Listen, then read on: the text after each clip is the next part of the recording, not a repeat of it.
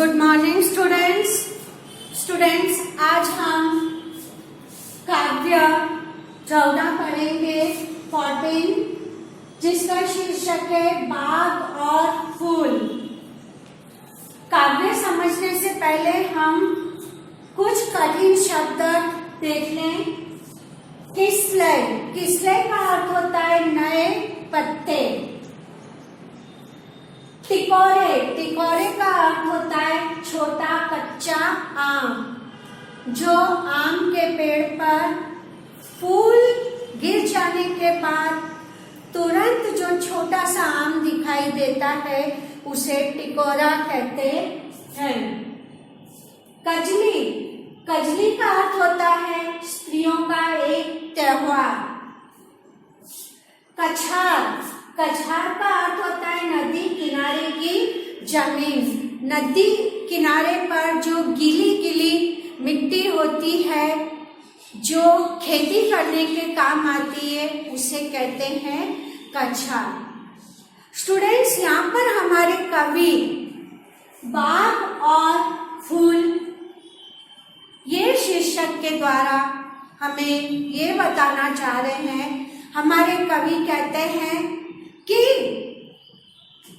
जितने बगीचे और फूल हमारी प्रकृति के लिए जरूरी है उतने ही नदी नाले पानी और जहाँ पर जिस गंदगी में कमल के फूल खिलते हैं वो सब जरूरी है। लेकिन आज का समय ऐसा आ गया है कि हमारे कवि जहाँ भी जाते हैं उन्हें ये सब जो प्रकृति की दी हुई वस्तुएं हैं ये खत्म हुई दिखाई देती है। आज इंसान ने नदियों को छोटा कर दिया है, नदियों के पानी को रोक दिया है और नाले वगैरह जो थे जो हमारे नेचर के हमारे प्रकृति के काम आते थे उन सब को भी खत्म कर दिया है। यहाँ तक कि हमारे कवि कहते कि पहाड़ों पर भी उन्होंने अपना रोब जमा लिया है। कवि का कहना है कि पहाड़ भी हमारे लिए बहुत जरूरी है। कवि जिस तरफ नजर घुमाते हैं हर तरफ उन्हें कंक्रीट और ईंटों के बगीचे दिखाई देते हैं। कवि के कहने का मतलब ये कि हर तरफ इंसान ने कंक्रीट और ईंटों के बड़े बड़े मकान बना लिए हैं। प्रकृति को जिस चीज की जरूरत है वो चीजों को मनुष्य ने नष्ट कर दिया है और कवि जहाँ से भी गुजरते हैं उन्हें बहुत दुख महसूस होता है। कवि एक बगीचे में जाते हैं जहाँ पर वह बचपन में खेला करते थे। उस बगीचे की जगह पर जाते हैं तो कवि को वो बगीचा दिखाई नहीं देता। वहाँ पर उन्हें कंक्रीट और ईंटों के बने मकान दिखाई देते हैं। कवि को बड़ा दुख होता है कि यहाँ पर एक बगीचा हुआ करता था, उस बगीचे में बहुत सारे आम के पेड़ थे और उन आम के पेड़ों की छाया में हम खेला करते थे और बहुत से पक्षी उस बगीचे में आया करते थे। लेकिन आज कवि को वहाँ पर सिर्फ मकान ही मकान दिखाई देते हैं। कवि इन्हें ईंटों और कंक्रीट का बगीचा कहते हैं। कवि उदास मन से चले जाते हैं, आगे जाते हैं और वो सोचते हैं कि यहाँ पर स्त्रियां अपना त्योहार मनाती थी। इन आमों के पेड़ों पर स्त्रियां झूले बांधकर झूला करती थी और वो जो जिन झूलों पर झूलती थी उधर उनकी साड़ी का पल्लव उड़ता हुआ दिखाई देता था। ऐसा लगता था उनके बालों को देखकर कि ना जाने कितने ही फूल हवा के साथ लहरा रहे हों। कवि को ये सब बातें याद आती है। कवि कहते हैं कि मनुष्य खुद के फायदे के लिए कितना कुछ नष्ट करता जा रहा है। पहाड़ों को खत्म कर दिया, नदी नालों को खत्म कर दिया, बगीचों को खत्म कर दिया, पेड़ों को काट दिया अपने घर की शोभा बढ़ाने के लिए, अपने घर के फर्नीचर बनाने के लिए उन्होंने पहाड़ की ऊंचाई तक उगे पेड़ों को काट काट के अपने घरों को सजा लिया। और प्रकृति, नेचर इसका बदला ले रही है।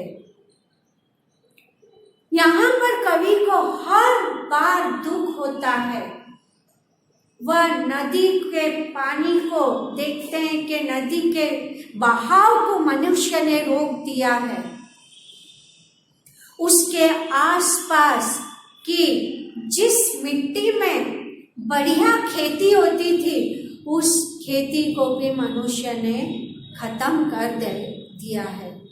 मनुष्य ने अपने फायदे के लिए प्रकृति को कितने हद तक नुकसान पहुंचाया, यहाँ पर कवि ये बता रहे हैं। पहाड़ जिनके पेड़ों को काट दिया,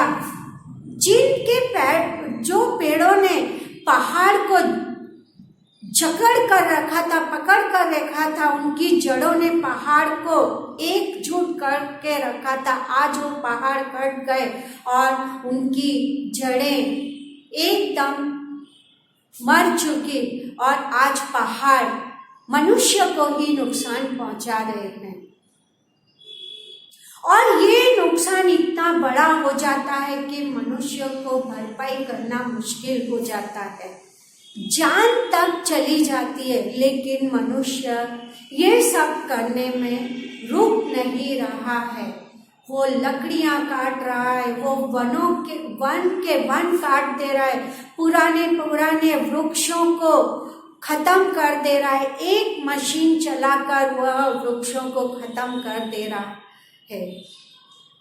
फूल, बगीचे, बच्चों के खेलने के मैदान, ये सब धीरे धीरे खत्म होते जा रहे हैं।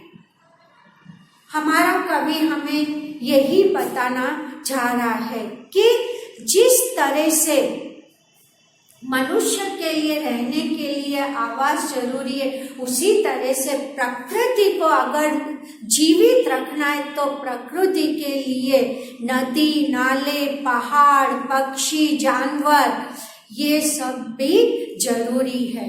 ये सब रहेगा तो ही हमारा नेचर, हमारी प्रकृति जिंदा रहेगी, नहीं तो ये तो मर ही जाएगी। साथ साथ में ये मनुष्य जाति को भी बड़े से बड़ा नुकसान कर देगी। तो कवि यहाँ पर इसके लिए कह रहा है कि मनुष्य को इन बातों के लिए रुकना चाहिए, उन्हें बगीचों को जिंदा रखना चाहिए, नदी के आसपास की जमीन को खेती के लिए जीवित रखना चाहिए और पेड़ पौधों को भी जीवित रखना चाहिए, जिस पर पक्षी आए और पक्षी वहाँ पर अपना बसेरा करे। फूलों पर तितलियाँ आए और वह तितलियाँ, वह कीट पतंगे अपने पराग से और भी हरियाली पैदा कर सके। तो ये बाग और फूल होने बहुत जरूरी हैं, जिसके कारण ये प्रकृति पतझड़ आने के बाद फिर से खिल उठती है और इस पृथ्वी की शोभा को 2 गुना बढ़ा देती है। तो स्टूडेंट्स, आपको ये कविता का भाव समझ में आ गया होगा।